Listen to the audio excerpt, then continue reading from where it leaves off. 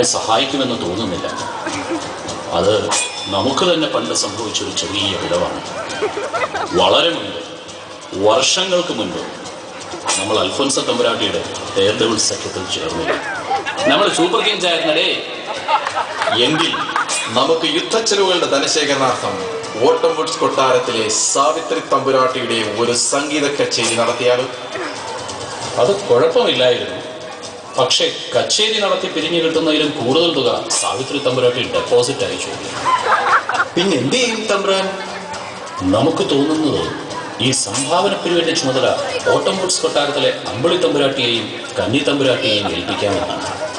അവർക്കാവുമ്പോൾ വീട് തോറും കയറി ഇറങ്ങി പിരിവ് നടത്തി നല്ല ശീലമാണ്. കൂടാതെ ഓട്ടംവുഡ്സ് കൊട്ടാരത്തിലെ ഗീത തമ്പുരാട്ടിയോടും സക്രിയ തമ്പുരാനോടും അഭ്യർത്ഥിക്കാം. അവരാണെങ്കിൽ ഒരുപാട് പുണ്യപ്രവൃത്തികൾ ചെയ്യുന്നവരുമാണ്.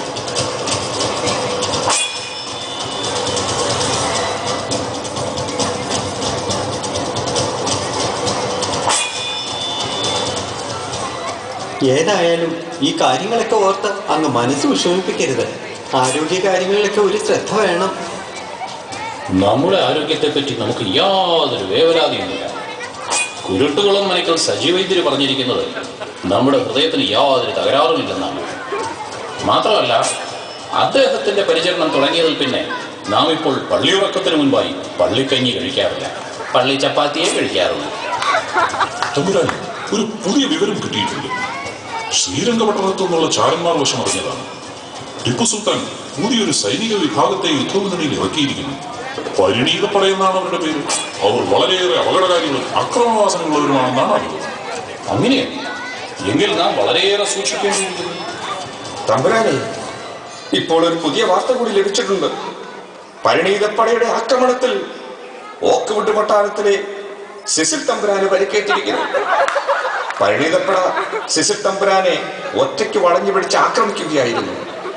ഹാ, കഷ്ടം. എന്റെ കന്നി, ഞാനിത് എങ്ങനെ സഹിക്കും?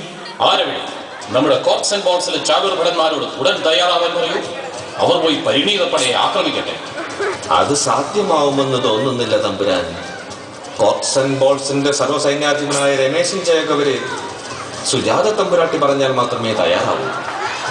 അതുമാത്രമല്ല, ഈയിടെയായി പല ദിക്കുകളിൽ നിന്നും കോപ്സ് ആൻഡ് ബോൾസ് പടയുടെ പേര് മാറ്റണമെന്ന് മുറവിളി ഉയർന്നു കഴിഞ്ഞു.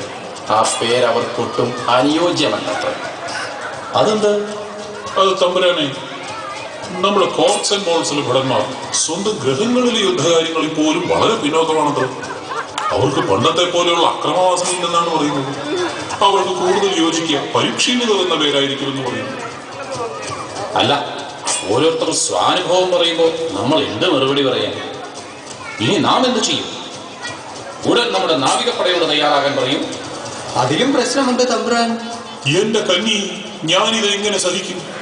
എന്റെ കളരി പരമ്പര ദൈവങ്ങളെ, ഇനി അതിലെന്താണ് പ്രശ്നം?